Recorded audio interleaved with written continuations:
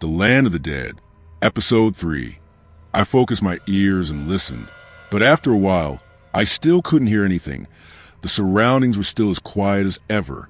Just as I was about to ask her what was going on, there was a knock on the door outside. I was startled and looked at Han in confusion. She also looked at me in fear. A moment later, the knocking continued. I gathered all my courage and held Han's hand tightly to go to the front house to wake up Tuong. We groped around in the dark, not even daring to turn on the lights. The fear seemed to turn into thousands of wriggling maggots in my heart, drowning out all the courage I had managed to muster. The closer I got to the front house, the more my legs trembled. My palms, forehead, and back were all wet with sweat. Han beside me was also trembling. With great difficulty, she and I finally got to front house. Under the dim and clear light of the oil lamp, I saw two black shadows sitting motionless. Han was startled and raised her hand to cover her mouth to suppress her scream. I also staggered back. Hearing the movement, the two black shadows turned around. Only now did I realize that it was Jong and Tuong. I breathed a sigh of relief. Han also lowered her hand to cover her mouth. Tuong signaled for us to come closer. Because our eyes had gotten used to the darkness, he and I walked straight ahead. Right when Han and I had just sat down next to each other, Tuong was about to say something when suddenly the knocking on the door rang out again. We looked at each other, seriousness shining in our eyes. After knocking, the thing outside continued to be silent. I looked at Tuong and asked in a low voice, "Who is knocking at this hour? Could it be Miss Ni and Uncle Hao coming back?" I said that to comfort myself, but I also knew that the probability that Miss Ni and Uncle Hao were outside was extremely low, or rather impossible, because if they were, when they knocked on the door and no one opened, they would have to call Han immediately. They couldn't just stand outside and knock on the door like that. Tuong shook his head, lowering his voice as low as possible, and replied, "It's not Miss Ni and Uncle Hao, and it's not anyone else either. That thing outside isn't human, because the negative energy out there is very heavy. I don't dare to do anything rash." I had the feeling that someone had just placed a rock in my heart. The heavy feeling of pressure made me almost unable to breathe. The knocking on the door rang out again, accompanied by a cold wind blowing in from outside through the window. Han worriedly asked, "Are we going to sit here and wait forever, Tuong?" Tuong was silent for a moment before replying, "Let's get through tonight, and then think about it. My dear." When Jong, Han, and I heard Tuong say that, we realized that danger was very close. Even Tuong couldn't guarantee that he could protect us. Han and Jong looked at each other worriedly. Jong didn't say anything, but just patted her shoulder to reassure her. The knocking on the door rang out again. I had to really admire the patience of the thing outside the door. It had been almost 20 minutes since I woke up, but the knocking on the door kept ringing out. It was as if we didn't open the door, it would stay there until morning. The wind was getting colder and thicker. I couldn't stand the cold and shivered. Tuong saw that and immediately took the blanket and covered me. It started to rain outside. At first a few drops, then it got bigger and bigger, and finally it turned into a torrential downpour. The rain poured down on the corrugated iron roof like a waterfall. The space was already gloomy and cold, and now it was raining, as if it was even colder and scarier. We sat close together. The knocking on the door outside continued. This time the beat seemed more urgent than before. Less than a minute later, the knocking on the door rang out again. When Tuong saw that, his face changed. He quickly asked Han, "Where did you put the salt? Take me to get it, quickly." Han knew that danger was coming, so she didn't ask too many questions. She flew down to the kitchen. Tuong followed behind. A moment later, both of them returned. Tuong still had a large bag of salt in his hand. He signaled for silence and then carefully walked closer to the main door step by step. All around, there was only the sound of falling rain and the rapid breathing of me, Han, and Jong as they watched Tuong getting closer and closer to the door. The knocking on the door rang out regularly, mixed with the rumbling rain outside, creating a symphony that made anyone who heard it shiver. Stopping in front of the door, Mr. Tuong gently unscrewed the lid of the salt jar. He scooped up a large handful of salt and sprinkled it on the ground, creating a long streak. The white salt immediately turned black after falling on the ground. Mr. Tuong turned pale when he saw that. He took out more salt and sprinkled it on the ground again, but it was useless. No matter how many times he sprinkled it, the salt after touching the ground would suddenly turn black. Suddenly, a strong wind blew in, causing the oil lamp on Han's ancestral altar to go out.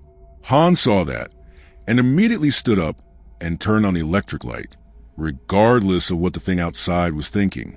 Mr. Tuong wiped the sweat off his forehead and returned to sitting next to us. He didn't say anything. He looked quite tired.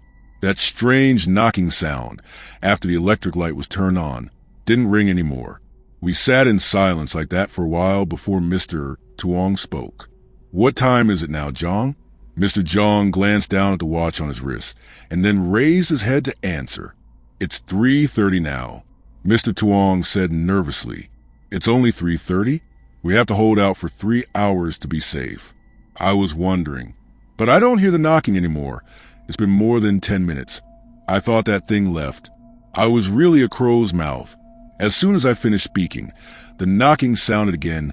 This time it seemed very urgent. I looked at everyone embarrassedly. Seeing that no one was paying attention to me, I let out a breath. Mr. Tuong stared at the door and said in a heavy voice, "No, I was planning to use salt to remove the negative energy, hoping to drive it away. But I used up all the glue, but the salt on the ground was still black, meaning the negative energy didn't decrease at all. Usually, using salt can eliminate negative energy or use it to exorcise evil spirits, making demons not dare to come near. But when he used salt just now, the negative energy did not decrease, but on the contrary, there were signs of increasing. I heard him say that and wiped the sweat off my forehead. Everything seemed to be developing in a bad direction. The knocking sound outside the door rang out again. This time it was not as gentle as the first time, but the thing outside had turned to banging on the door. The banging sound was so loud that it seemed to hit straight into the hearts of the people present. Han and I were scared, trembling all over. Tuong and Jong were still a little more calm. Tuong stood up. He quickly took out a red talisman from his pocket. He held the talisman tightly in his hand, his face extremely tense. He stared at the door without daring to blink. The thing outside was banging on the door more and more strongly. I could see the hinges shaking under the force of the thing outside. Seeing that, Tuong quickly ran back to stick the talisman in his hand on the door. The thing outside stopped for a moment and then continued to pound hard on the door. Brother Tuong gritted his teeth and used his entire body weight to block the door, preventing it from opening. Seeing this, me, Brother Jong, and Han also ran over to help. It was now 5 minutes to 4. According to Brother Tuong, we only needed to hold on for another 5 minutes, and we would be temporarily safe. Time passed slowly. The thing outside seemed to have gone crazy. It was pounding on the door and howling like a wild beast. My whole body trembled. I was so scared that I wanted to cry. I gritted my teeth, using the little courage I had left to sustain myself. On Brother Tuong's forehead, beads of sweat the size of beans kept running down his cheeks. His face was pale. He gritted his teeth and used all his strength to press down on the door. The clock struck exactly 4 o'clock. The thing outside unwillingly let out a roar and disappeared.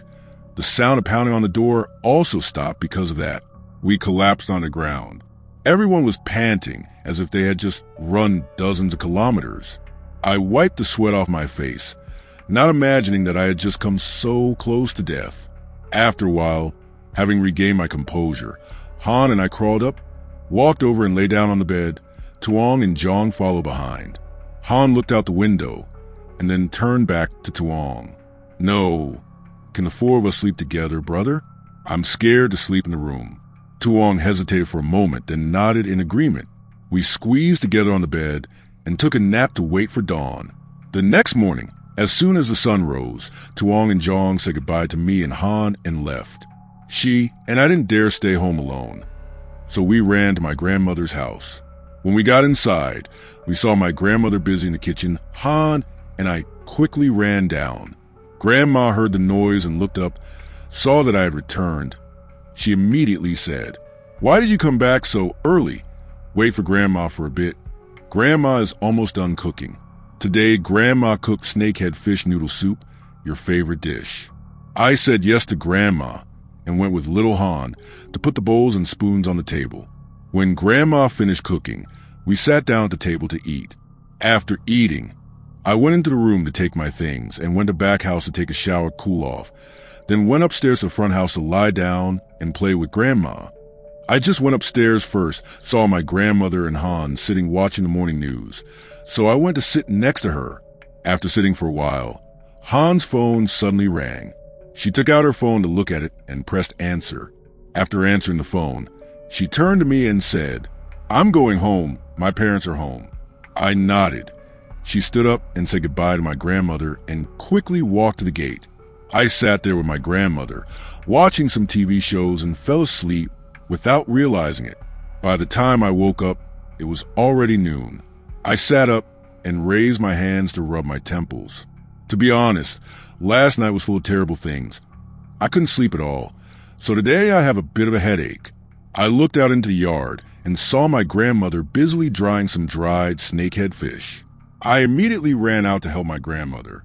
When my grandmother saw that, she quickly said, Hey, I'm gathering it up and bringing it inside. It's going to rain again. Let Grandma do it. You go out to the back and get the stuff." I looked up at the sky. Just as Grandma said, dark clouds had gathered to cover a part of the sky. I didn't understand why it had been raining every day recently, making the roads in the village extremely difficult to travel. The village was originally only dirt roads, so whenever it rained, they became extremely slippery, and if you weren't careful, you could fall. I had just brought the stuff into the house when it started to drizzle. Grandma looked out at the rain with a gloomy face without saying a word. Grandma put some dried snakehead fish on the table and went down to the kitchen to make lunch. I also went down to help her. After finishing eating, Grandma and I went back upstairs first. The rain was getting heavier and the air was colder than the previous days. Grandma lay on the bed, covered with blanket, listening to Kai Luong, occasionally humming a few lines along. I was so bored that I didn't know what to do, so I took out my phone and surfed the web. I clicked on Messenger. Dozens of messages from friends in the city sent to me that I still hadn't replied to because I've been so busy lately and haven't had time. Taking advantage of the free time, I replied to them all. Most of them were messages of concern, asking me how I was doing when I would return to the city. Some even urged me to come back quickly. After replying to all of them, it was still raining heavily. Grandma was lying on the bed and had already fallen asleep. Since I had just fallen asleep, I wasn't sleepy anymore. Seeing that it was still raining heavily outside, I couldn't go anywhere. I decided to go on YouTube to continue practicing the palace drama that was still unfinished. After watching 2 episodes, Grandma woke up. I looked at the clock and realized that 3 hours had passed. The rain outside had stopped, but it was still very gloomy. It was only 4 o'clock in the afternoon, but I thought it was already 6 o'clock in the evening. Grandma got out of bed, put on her slippers, and went to the kitchen to do something. I also turned off my phone and followed her. When she got to the kitchen, Grandma opened the lid of the rice cooker to see. Seeing that there was still a lot of rice inside, she just plugged it in to reheat it and didn't cook any more. I saw that there was nothing else to do, so I went back upstairs first. Grandma finished reheating the food and went upstairs. Grandma looked at the clock and then at me and asked, "Have you eaten yet? It's already afternoon." I shook my head. "No, Grandma, I'm still very full." Grandma nodded slightly and sat down on the chair next to the window. At that moment, Mr. Tuong ran in from outside, his face showing no sign of panic. Seeing me, he tried to regain his composure and reported, but I saw that his hands were shaking uncontrollably. Uncle Lai! He went crazy, took a knife and killed his own child. I heard a loud noise in my head, and I couldn't believe what I had just heard. Having lived to this age, this was the first time I had been close to such a gruesome murder case. I stood up abruptly, stared at Tuong, and asked worriedly, "So is Han's family okay?" Tuong shook his head. "No, Han and the whole family are safe." Even though I heard him say that, I still couldn't feel at ease. I quickly ran to Han's house. Tuong and my grandmother also hurriedly followed behind. When I got there, I saw that Han's house was surrounded by people 3 times inside and 3 times outside. It was very difficult for me, my grandmother, and Tuong to get into her house. Tuong led the way for me and my grandmother to go all the way to the back of Han's house. Seeing her standing at the pig pen looking at Uncle Lee's house, I quickly ran up and patted her on the shoulder. Before I could say anything, I was stunned by the scene before my eyes. My mouth was stiff and I couldn't say anything. I immediately felt nauseous. My stomach kept churning, as if I wanted to vomit everything I had eaten. In Uncle Lee's yard, fresh blood mixed with rainwater dyed the entire yard red. Under the guava tree on the side of the house, the body of Liam, Uncle Lee's eldest son, lay motionless. His eyes were wide open, as if he had seen something terrible before he died. There was a deep wound on his neck, blood still flowing from it, forming a pool. In the middle of the yard was Tan, Uncle Lee's youngest son. He was still alive, lying in a pool of blood. He was very weak, his face was bloodless. There was a wound about 20 centimeters long on his stomach. His intestines were protruding out. Miss Lean sat there, holding Tan tightly, unable to say a word. The rain continued to fall, causing the blood to mix with the water and spread all around. The scene before her eyes was like a painting painted with red blood. The cold air made the scene before her eyes even more terrifying. Uncle Lai stood frozen at the entrance, as if he had lost his soul. His eyes were wild. He held a sharp knife in his hand, blood dripping from a blade onto the ground. His face was distorted, as if he was in great pain, but his eyes had no expression. Then suddenly he took several steps back, his soulless eyes now filled with fear. He raised a knife and slashed wildly in front of him, shouting loudly, Don't kill me. Don't come here. Don't come near here. Stop quickly." It seemed like Uncle Lai was facing something terrible, but clearly there was no one in the space in front of him. He looked like the crazy people in the mental hospital that I had seen on TV. At that moment, the police rushed in. 2 policemen ran to restrain Mr. Lai. 2 others helped Ms. Lean put Tan on the ambulance. After a while of struggling, Mr. Lee's hands were finally cuffed. The 2 policemen from earlier escorted him to the car and took him to the police station. Ms. Nee and Mr. Howe were also taken away to take statements. The body of Mr. Lean was brought back by the forensics department for an autopsy. When everyone saw that Mr. Lai had been arrested, they left one by one. There were also a few people who stayed to help Ms. Lean clean up the blood in the yard. I couldn't stand the smell of blood, so I went home first with my grandmother. Little Han and her younger brother didn't dare stay home alone, so they came to stay at my house for a day. Mr. Tuong looked around and followed us. When we got home, my grandmother immediately went to the kitchen to cook a pot of ginger soup and brought it up for us to drink to warm our stomachs. The faint scent of ginger made me regain some composure. The feeling of nausea also disappeared. I picked up the cup and took a sip. The hot water flowed down my stomach, making me feel warm all over. After finishing a bowl of ginger soup, seeing that Han had calmed down, Tuong asked, "Why did Uncle Lai go crazy? Can you tell me the whole story?" Han pondered for a while before telling. "Earlier, I was in the back of the house cooking rice and feeding the pigs, so I accidentally witnessed the whole thing from beginning to end. When I was washing the rice, Uncle Lai was still normal. He was sitting in the yard boiling water to shave the pig's hair. As soon as I plugged in the rice cooker, Uncle Lai suddenly fell backwards. His mouth was crooked, his eyes rolled back, and he was only white. He lay convulsing on the wet floor. When Lean saw her husband like that, she quickly ran out to support him. She panicked and called for help from everyone.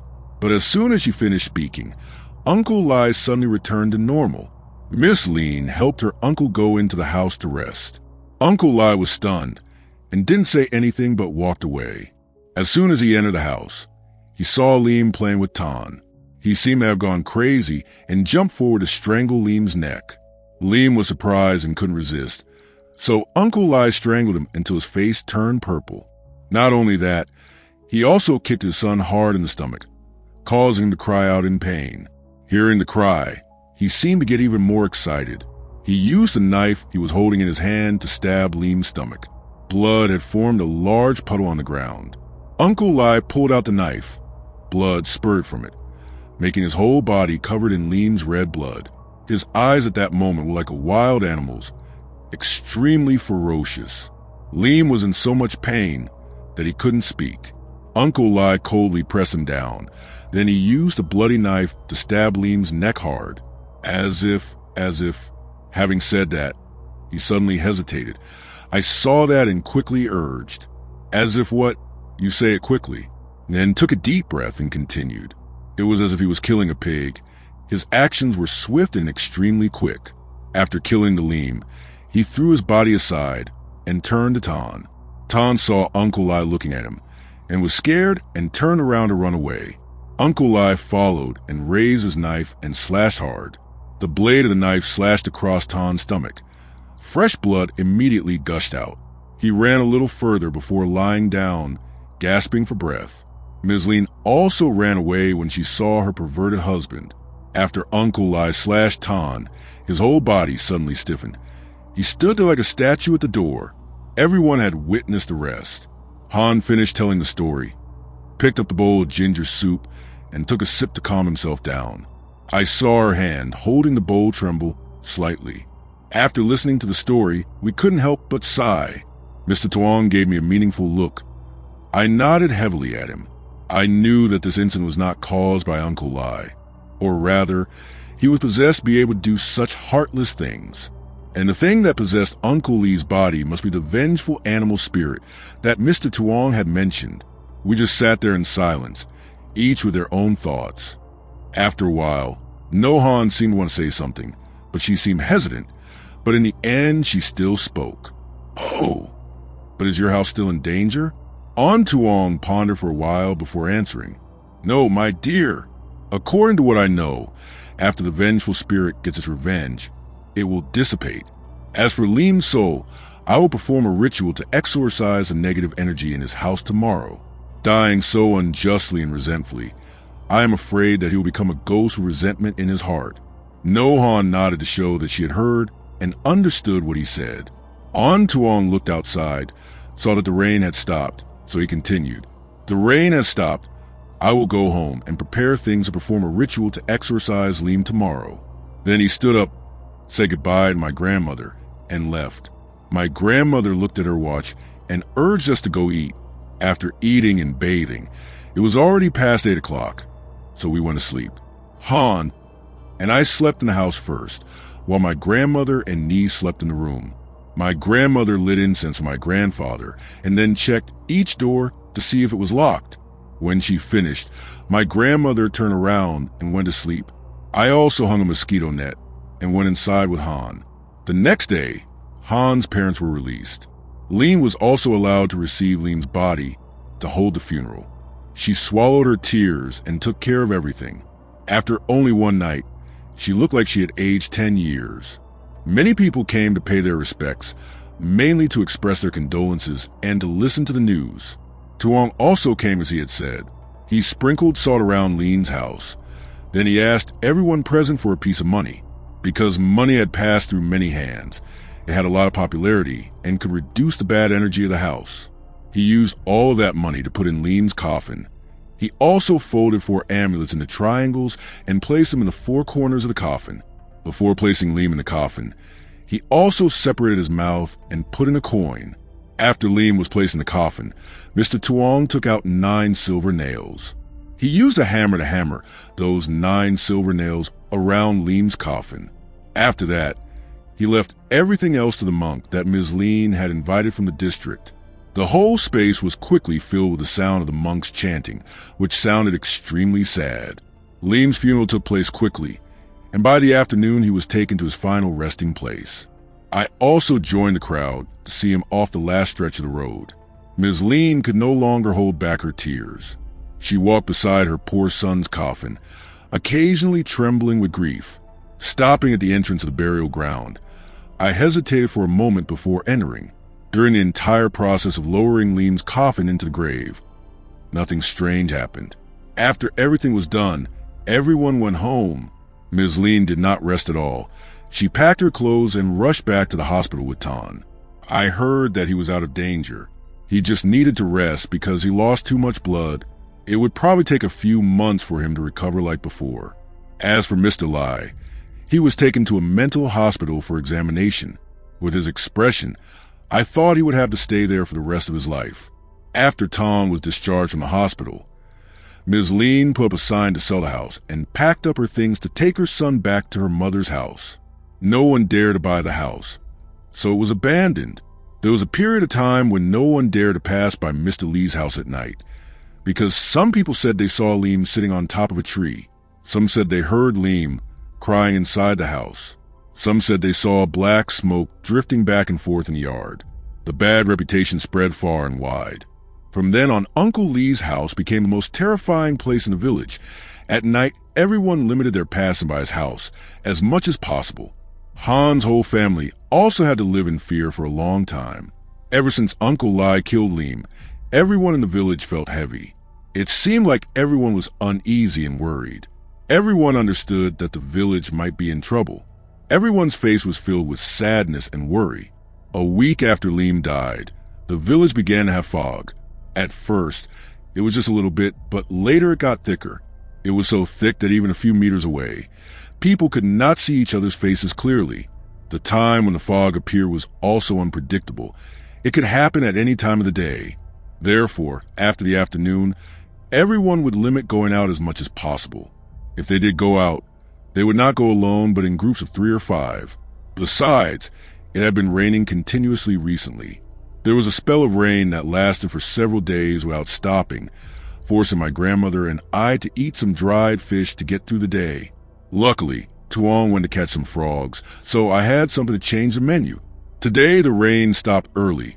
My grandmother took the opportunity to go to the district market with Han's parents to buy supplies. I was bored at home and didn't know what to do, so I took out my phone and called my mother. Grandma went to bed early to be healthy. Sleeping late is bad for your health. Although I reassured her like that, I also felt uneasy and worried. Grandma softly said yes and didn't say anything else. I didn't know what to say, so I just kept quiet. Grandma just lay there fanning herself with a palm leaf fan. The gentle wind from the fan made me fall asleep without realizing it. The next morning, I was awakened by the aroma of food. I crawled quickly to the kitchen. Just by smelling it, I knew that Grandma had cooked snakehead fish noodle soup today. I had been fed up with eating so much dry food lately, but now I got to change the dish, and it was my favorite dish, so I was very happy. I sat down at the table, eagerly waiting for the fish noodle soup to be done. Normally, I only ate a small bowl, but today I broke the rule and ate a huge bowl. Rubbing my full belly, I let out a sigh of satisfaction.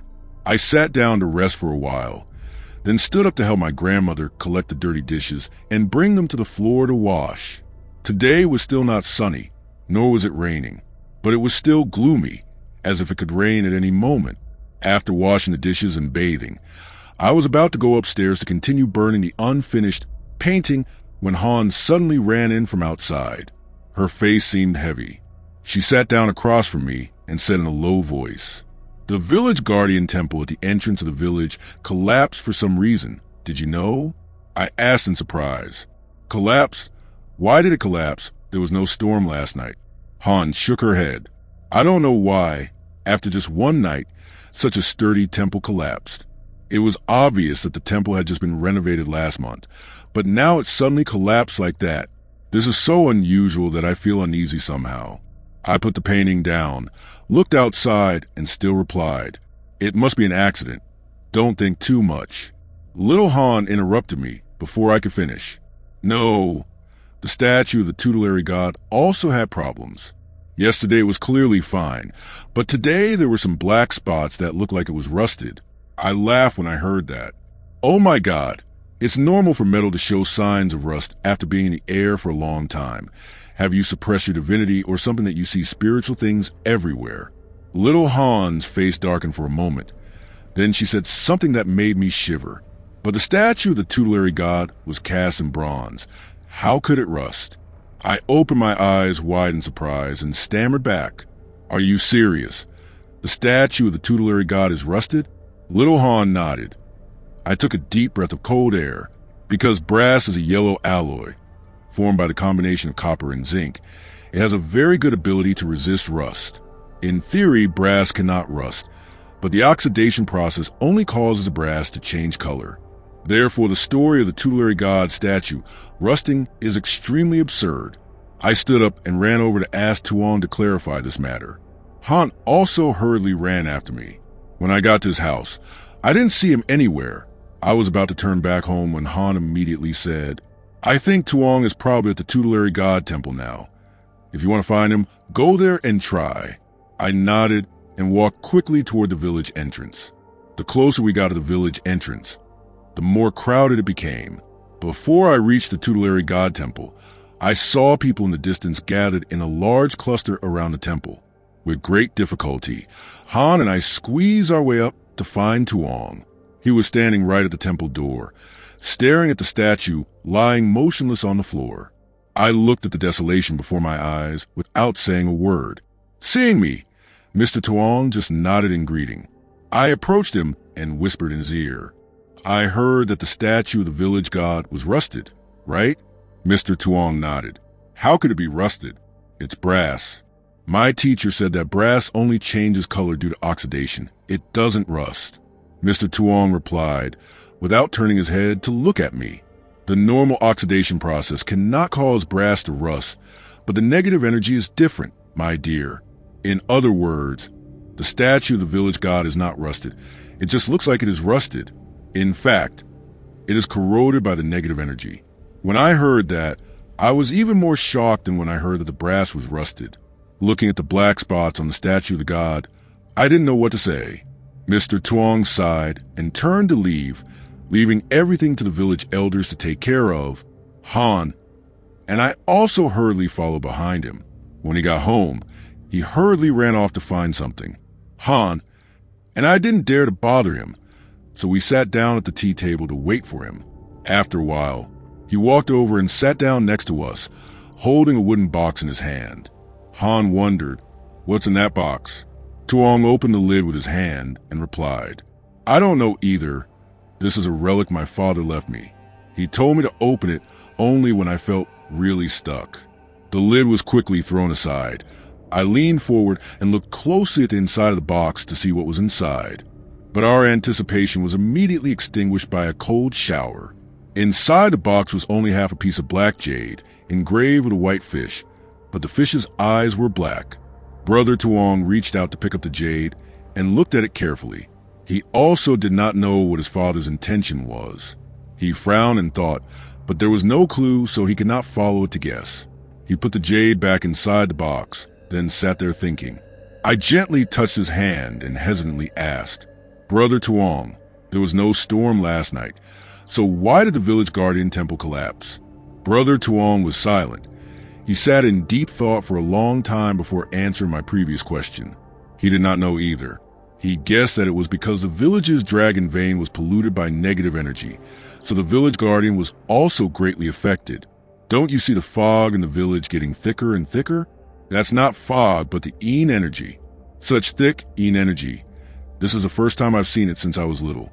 From now on, without the protection of the village guardian spirit, I'm afraid our village will have a hard time being at peace.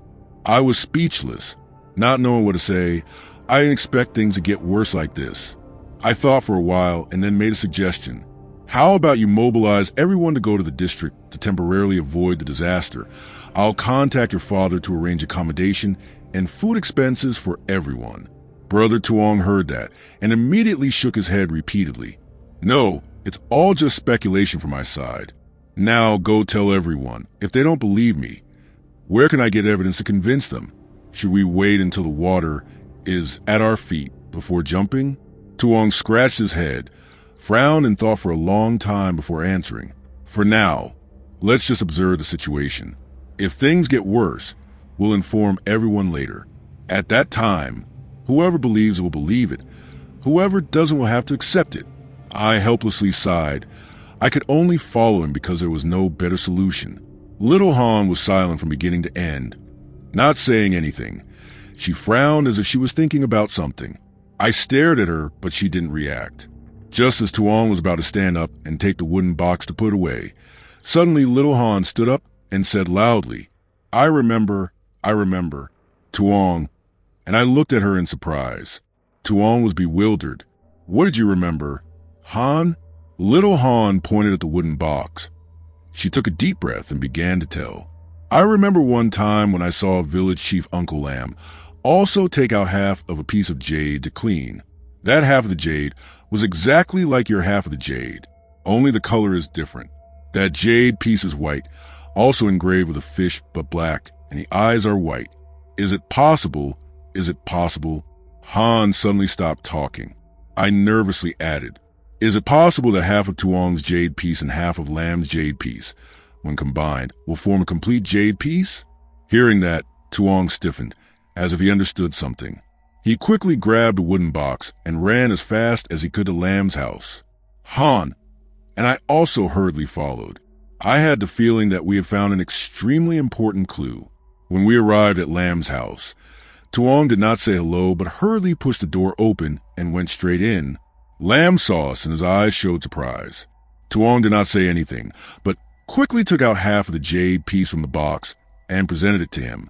Lam saw the half of the jade piece in Tuong's hand, and his expression immediately changed. Uncle signaled us to be quiet, and then led us into his and his wife's bedroom. He locked the door, then turned to Mr. Tuong and said, if you want to know anything, just ask. I will answer everything you know. Mr. Tuong thought seriously for a long time before asking the first question. What is the relationship between your father and me?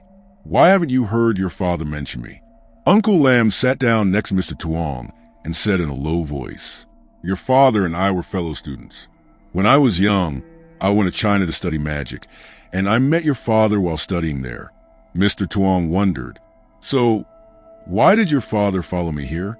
Uncle Lam frowned and arranged his words carefully before answering. When I finished studying and was preparing to return to my hometown, my master gave me a fortune-telling. The fortune-telling signified a great omen, that my village had a ghost of a woman who died during the Din dynasty.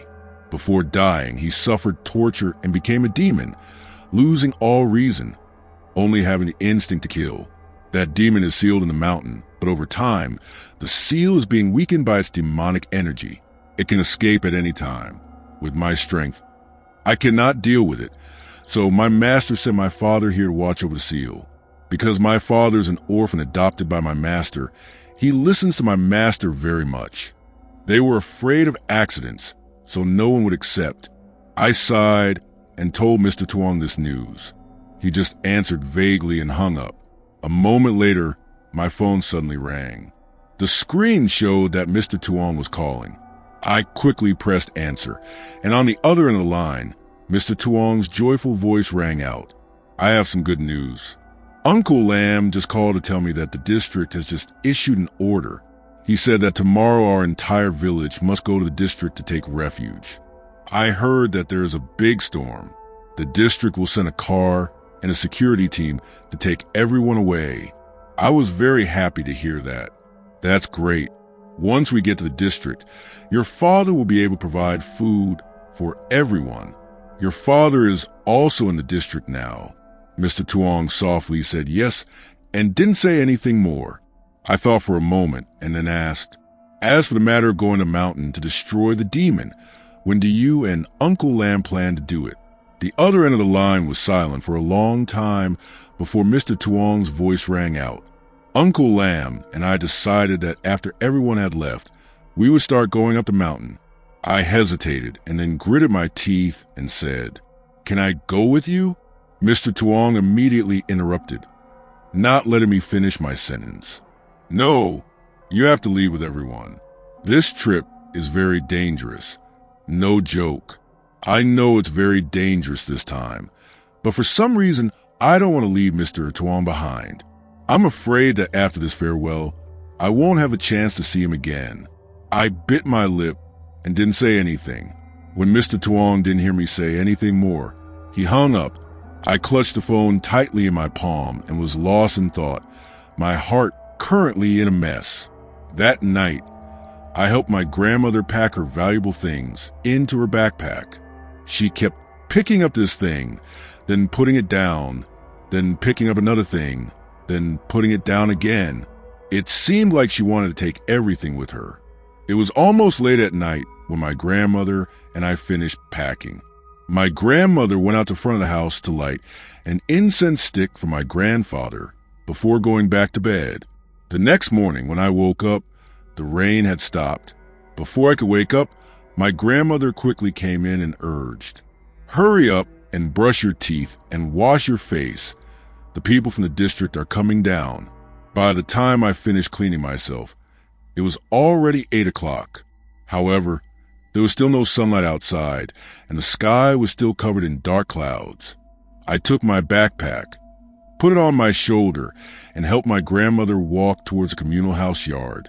The dirt road was already difficult to walk on, but after several days of continuous rain, it became even more difficult. It took a long time for my grandmother and I to reach the communal house yard. While walking, we almost fell several times. I helped my grandmother get into the car parked in the yard. The car was now crowded with people. Everyone's face looked heavy and worried. No one said anything to anyone. The atmosphere was extremely oppressive. I looked around, seeing that there was only one seat left, so I gave my backpack to my grandmother to go first, and I stayed behind to take the next trip. I waited until my grandmother was settled before getting off to let the bus depart. I stood there watching the bus disappear further and further away, feeling lighter than before. I looked up at the sky, not knowing when things would return to normal. Suddenly, someone tapped me hard on the shoulder. I turned around in surprise and realized it was Han. Seeing me, she asked in surprise, "Why haven't you left yet?" I reached out and brushed my hair while answering. The bus was full earlier, so I stayed behind to take the next trip. Han opened her eyes wide. The next trip? How could there be a next trip? The district only sent 2 buses down. The trip earlier was the last one. I was equally surprised when I heard that. "Oh, I don't know. Why haven't you left yet?" No. Han looked down at the watch she was wearing and replied, "It's because there's not enough space. John will take me there on his motorbike later." I put my thumb up and winked at her mischievously. "You played a love spell on him, right? I can see that he's crazy about you." Nohan didn't answer, but just smiled. I remembered that I hadn't seen Tuong since this morning, so I quickly asked Han, "Oh, but have you seen Tuong since this morning?" I left a bit late this morning, so I didn't have time to see him to say goodbye. My dad must have taken me and my grandma back to the city. When we got to the district, Nohan shook her head. "No, I haven't seen him since this morning. He and Uncle Lam must have gone up the mountain. Are you going back to the city?" Seeing me nod in confirmation, he continued, "So today, when you go to the district, can you walk around with me a few times before going home? Anyway, today is the Mid-Autumn Festival, so consider a holiday." I didn't think about it and immediately nodded in agreement. At that moment, Jong drove his motorbike over, stopped next to me and Han, and asked in surprise, "You haven't left yet, Lin?" I nodded. "Yes, I thought there was another trip, so I stayed and waited for you." Han climbed up and sat behind Jong. She put on her helmet and said to me, "Then you wait here for a while. Let Jong take me to the main road. I'll call and come back and pick you up." Now that was the only way left. I had to accept it. I watched Han's back getting farther and farther away, feeling uneasy. I stood there waiting for more than 10 minutes, but still hadn't seen Jong return. Looking around and not seeing anyone, I began to feel a little scared. I looked down towards Tuong's house. The house was locked from the outside, so there was definitely no one inside. I suddenly remembered the times I was with Tuong, the times he shyly gave me things he treasured. I didn't know when, but Tuong had entered my life in a way I didn't expect.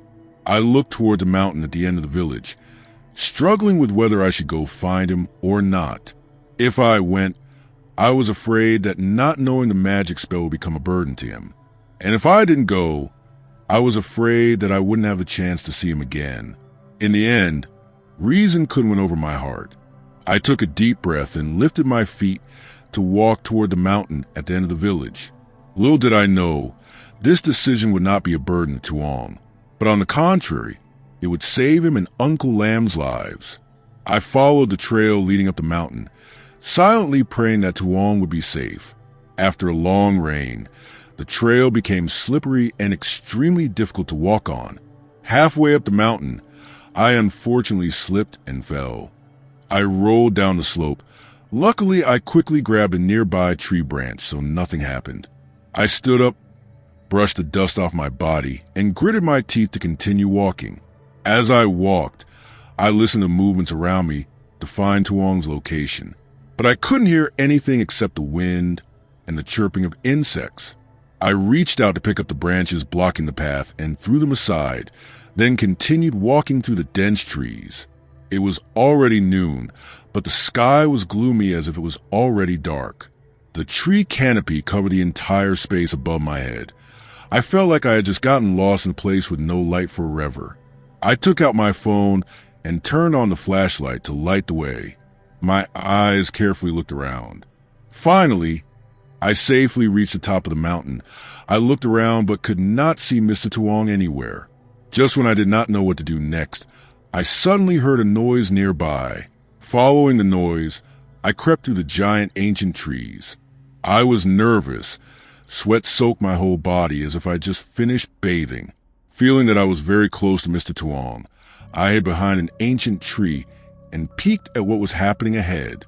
About 10 meters away from me was an empty space with a very old temple. I guessed that the temple might be the place to seal the female demon. Mr. Tuong and Uncle Lam were carefully setting up a ritual.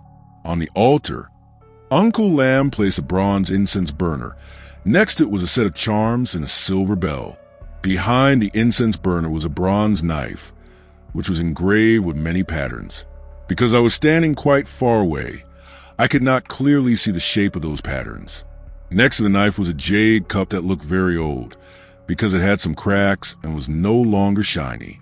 Uncle Lam turned to look at Mr. Tuong. "Start listening, son." Mr. Tuong nodded heavily in agreement. Uncle Lam took a deep breath and picked up the wooden sword.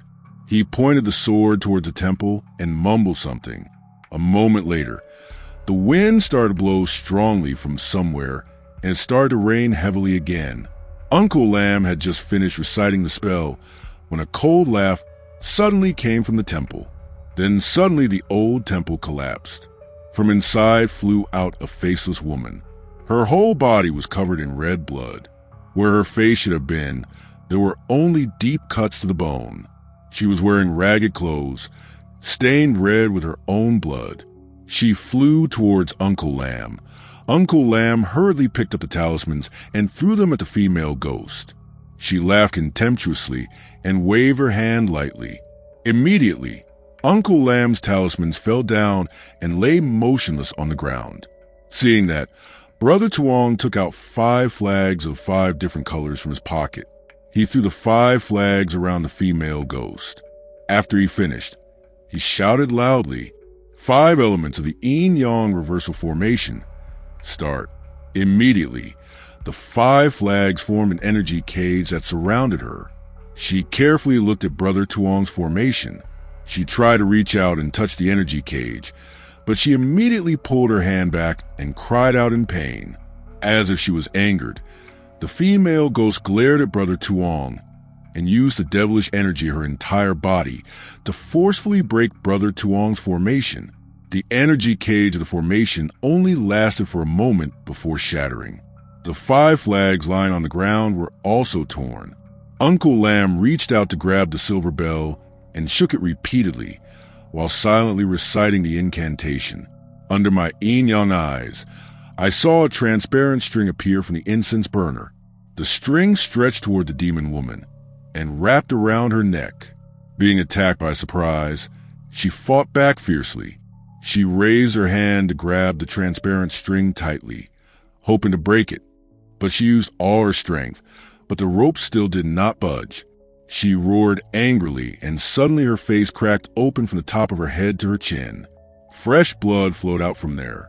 The fresh blood of the demon woman turned into a rope that tightly wrapped around Uncle Lam's transparent rope.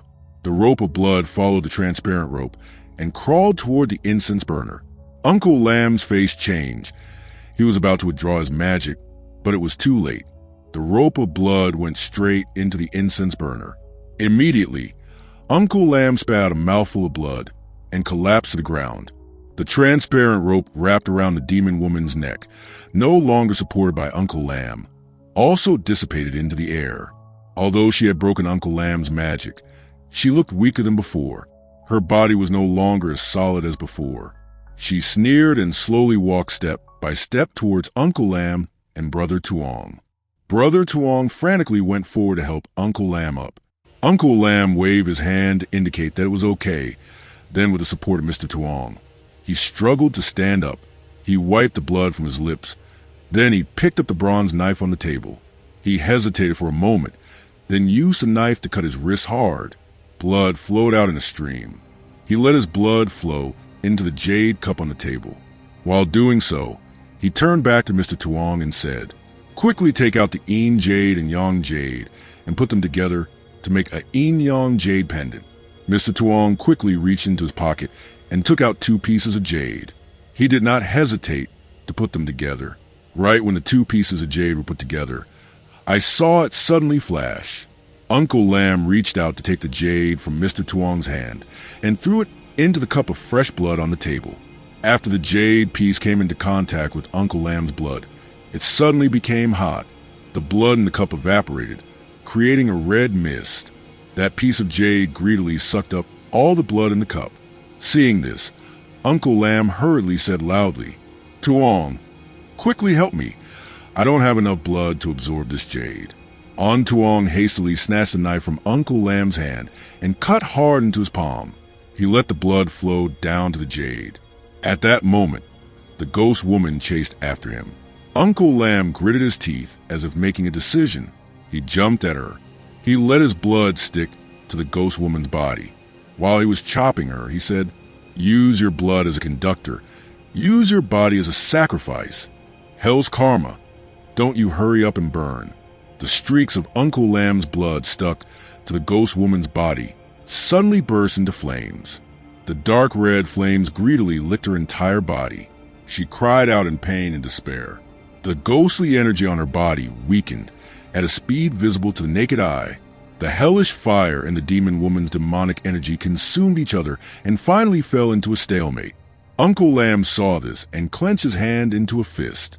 The wound on his passive wrist continued to bleed. Uncle Lamb's blood coming into contact with the fire seemed to add more strength to it. The fire flared up and covered both of them. Uncle Lamb and the demon woman simultaneously cried out in pain.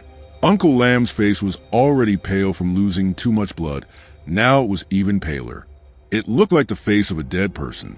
As for Brother Tuong, he just let his blood flow into the bowl for the jade to absorb. It seemed like it had not been replenished with spiritual energy for too long, so it was like a bottomless pit, never full. Just when Brother Tuong was about to faint, the Yin and Yang jade stopped absorbing blood. Brother Tuong happily turned towards Uncle Lamb and said loudly, "Uncle Lamb." The Yin and Yang jade stopped drinking blood. Uncle Lamb, who was struggling with the demon woman, was overjoyed when he heard this. Uncle shouted loudly, "Bring it here to me." Quickly, Mr. Tuong quickly reached out to grab the jade and ran back to give it to Uncle Lamb.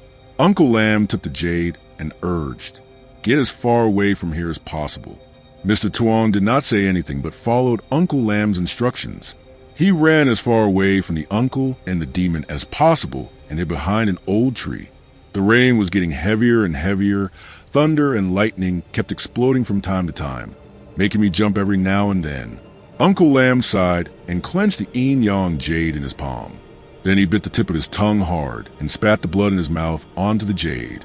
He roared loudly, "5 thunders, thunder." After saying that, Uncle Lamb threw the jade at the demon and ran away. After the jade fell on her, it suddenly exploded, and at that moment a large lightning bolt also appeared in the sky. That lightning bolt struck straight down at the demon woman. The explosion from the jade and the lightning created a seismic wave. Mr. Tuong and Mr. Lamb were closest to the center of the explosion, so they were seriously injured. They were both blown away. I was also pushed a distance by the force. Luckily, I was hiding far away, so I wasn't seriously injured, just a few scratches. Uncle Lam lay motionless under the corner of an old tree. Brother Tuong was less fortunate. His head hit the rock so hard that it bled. I nervously looked at the center of the explosion, wondering if the demon woman had been destroyed. The dust settled, revealing the entire scene inside the explosion. My stomach rumbled a few times when I saw that she was still alive, but her body was already blurry. I saw her and she saw me. She was stunned for a moment, then suddenly laughed like crazy. Purine body, truly purine body. Heaven will not block my path.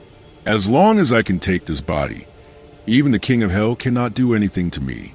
After saying that, she flew straight towards me. Even though she had no face, I could still feel her smugness.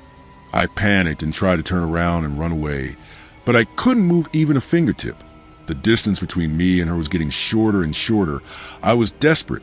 I closed my eyes tightly. My heart was like a pile of ashes, but still there was no movement.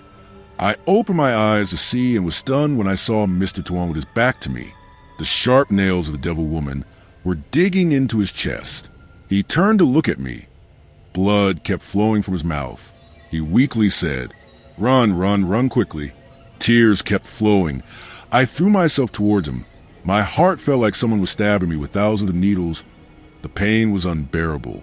I hugged him tightly. Tears mixed with rainwater flowed down the corner of my lips, salty and bitter. Mr. Tuong raised his hand to wipe my tears. He urged, "Run quickly, Lin, it's dangerous." Before Mr. Tuong finished speaking, the laughter of the devil woman suddenly rang out from behind me. I didn't have time to react before she turned into a wisp of smoke and went straight into me. Mr. Tuong opened his eyes wide in unwillingness. His arms were motionless in the air. He looked at me blankly, without saying a word.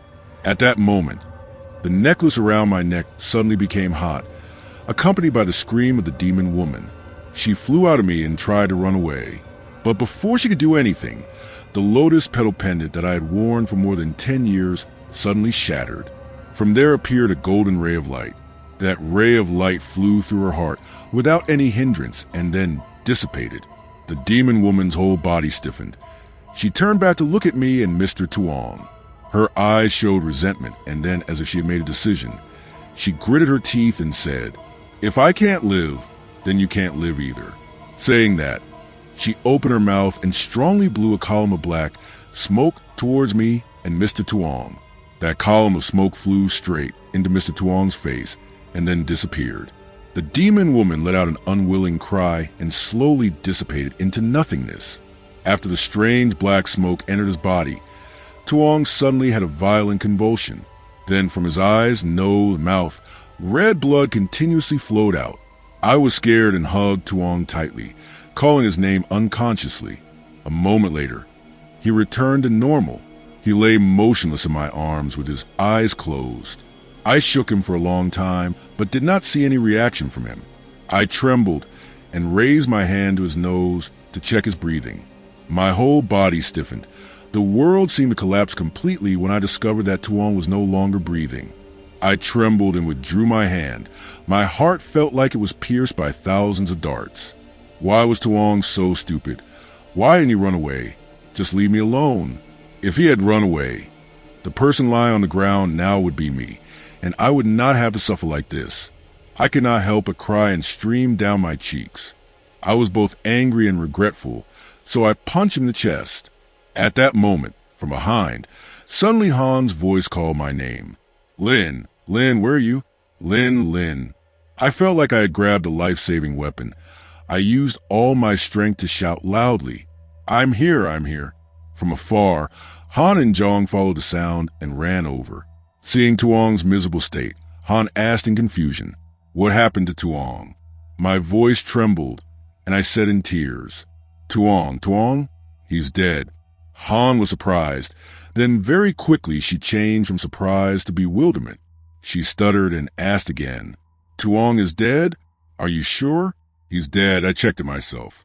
I confirmed it with my own mouth once again, as if I was rubbing salt into the wound in my heart. Han suddenly remembered something. She spoke urgently, her eyes filled with hope. "Oh, right. Aren't you a college student? You should know first aid, right?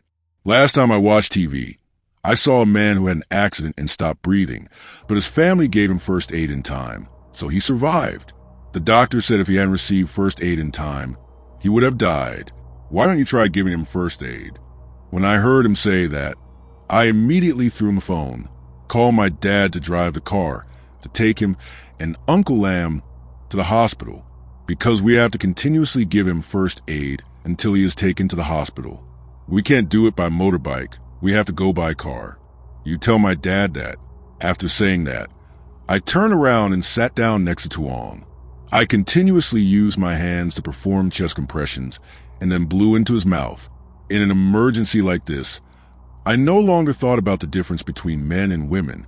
Moreover, he had to end up like this because he saved me. I just kept using my hands to perform chest compressions and blow into Tuong's mouth continuously, not daring to rest for a moment. After a while, my dad arrived. He stopped the car at the foot of the mountain and ran up to help us put Tuong and Uncle Lam into the car. It was very difficult for us to get Tuong and Uncle Lam into the car safely. My dad didn't ask anything but stepped on the brakes hard. The car sped away in the rain.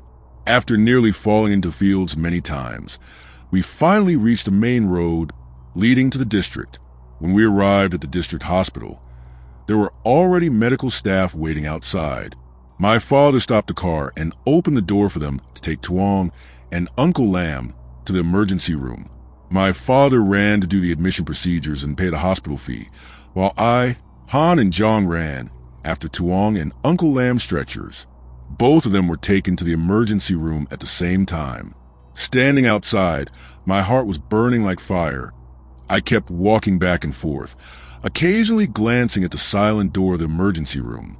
I silently prayed for a miracle to happen. After many hours of anxious waiting, the door to the emergency room was finally opened. From inside, an elderly doctor walked out. Without waiting for him to say anything, I hurriedly ran over and asked, "Are Tuong and Uncle Lam okay, doctor? They are still alive, right, doctor?" The old doctor nodded. "Patient Lam is out of danger. He just needs to rest and recuperate to get well. He just lost too much blood.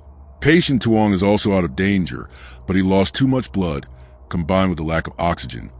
So his brain was severely damaged. It was a miracle that he survived. I'm afraid he won't wake up again." When I heard the doctor say that, everything in front of my eyes was spinning. My ears were ringing. Then my eyes went dark. I didn't know what was going on anymore. When I woke up, it was already the next morning. Seeing that I was awake, my mother hurriedly ran to call the doctor. After a while of examination, the doctor said I was fine. My body was just a little weak. After the doctor left, I hurriedly asked my mother, "How are Tuong and Uncle Lam? Mom, have they both woken up yet?" My mother sighed. "Uncle Lam has woken up, but Tuong hasn't yet." When I heard that, I immediately took off the wires on my body, sat up, and ran over to see Tuong. My mother saw that and immediately ran over to hug me tightly. Her eyes filled with tears as she said, "Lin, lie down and rest. You're not well yet. Don't make me worry anymore." At that moment, Han and Jong came in from outside. Seeing that I looked panicked, they both ran over to hold me tightly. Han spoke in a reassuring voice. "You lie down and rest. You're not well yet. Tuong is fine. You have to try to get well so you can take care of him." I didn't protest anymore and just lay there motionless. Tears couldn't be held back and flowed down my cheeks. Because I was so tired, I gradually fell asleep. When I woke up again, it was already dark. When my mother saw that I was awake, she immediately went to buy me porridge to eat. After eating, I asked to go see Tuong. Mom and Dad saw that my face was still pale, so they didn't agree. But my attitude was so determined that they both reluctantly complied. My dad helped me to Tuong's hospital room. I sat down next to him and softly called, "Tuong, Tuong, can you hear me?" But the only response I got was heavy silence. He lay on the bed, his face pale and ashen. I held his cold hand, my heart aching to the core. Tears kept falling onto my hand and his. It was because I saved him that he was in this situation. It was because I didn't know magic that I became a burden to him. It was all my fault. 2 months later, Tuong and Uncle Lam were discharged from the hospital. Uncle Lam had recovered, but Tuong was still the same, showing no signs of waking up. Duok was brought back home, and my grandmother came to take care of him every day. I went back to the city to do the paperwork. I decided to apply to teach at a school near the cooperative. My parents initially strongly objected, but seeing that I would not listen to them, they gave in. Everything went as planned, and I was accepted to teach at that school. It only took 5 minutes by car from school to home, so it was very convenient for taking care of Tuong. My grandmother also helped me visit him when I was away from home at work. Time flies. I have been teaching at school for 2 months. The work is not difficult. Life is peaceful without any storms. The only thing is that Tuong has not woken up yet. Since he stopped waking up, I brought him back to live with my grandmother and I to take care of him. Every day, seeing him lying motionless on the bed, I feel my heart broken. If life could be used to fulfill wishes, I would be willing to exchange half of my life to let Tuong live again. Just being able to live by his side, for me, 10 years would be enough. When Han saw me choosing to live a miserable life like that, she sighed and shook her head, unable to bear it. But she knew that once I had made up my mind, no matter how difficult it was, I would not give up halfway, so she did not advise me any further. She just told me not to blame myself too much, because Tuong being in such a state was not my fault at all. It also said that if I hadn't come back to find him that day, he and Uncle Lam might have been killed by that demon. Thanks to the necklace the monk gave me, both of their lives were saved. I just smiled and said nothing. But seeing Tuong using his body to bear the demon's blow for me, I felt extremely guilty. In a flash, the end of the year had come. Everyone in the village was busy preparing things to welcome the new year. Joining in the atmosphere, I also went with my grandmother to the district market to buy some things to offer on New Year's Eve. This year, I stayed with my grandmother, partly because I didn't want to leave Tuong alone to welcome the new year. My parents didn't have any objections, because this year they also planned to come down here to celebrate Tet with my grandmother. My parents came down on the first day, so from New Year's Eve, my grandmother was busy preparing one thing after another. There were pickled onions bon Tet and braised pork and eggs. Every now and then, my grandmother would ask me when my parents would come down. Perhaps the past few years have not celebrated Tet with the children and grandchildren, so now my grandmother is extremely restless. I smiled and replied, "Yes, my parents will probably come down soon. Grandma, they are on their way. They will come sooner or later." Grandma nodded and went in front of the house to watch TV. I went into Tuong's room and sat down next to him. I held his hand tightly and said, "It's almost New Year's Eve. If you don't wake up, I will be angry with you. Next year, Han and Jong will get married. She asked me to be her bridesmaid. How nice it would be if you were her groomsman." I put that cactus pot by the window. I water it every day, but it still doesn't bloom. So when will the miracle you mentioned appear? Oh, and all the children in our village can read and write, all because I taught them. Don't you think I'm good? Wake up quickly and take me out. I want to go to Njong to climb the Forbidden Mountain. You are too lazy. You have been lying down for months and still do not want to get up. I will stop playing with you now. Saying that, I could not hold back anymore and burst into tears. Hot tears flowed down my hands and Tuong's. Suddenly, I felt as if his hand moved slightly. I was surprised and raised my head to look at him. On the bed, Tuong was still lying down, but his eyes that had been closed for the past months had opened. The eyes that I had missed day and night, I had finally seen again. Tuong raised his hand to wipe my tears. Our eyes met. I could not say anything but just laughed and cried. Tuong also did not say anything but just smiled silently. The clock struck 12 midnight. The painful old year said goodbye to me and him, and then gently retreated to make way for a new year that promised much happiness. The cactus pot placed by the window after so many years finally bloomed. The fragrance of the cactus flower wafted to the tip of my nose. The cactus flower had bloomed. The miracle had finally happened. Mr. Tuong used his remaining hand to stroke my head. He gently said, "You have worked hard. Thank you." The story ends here. Goodbye and see you again in the next videos.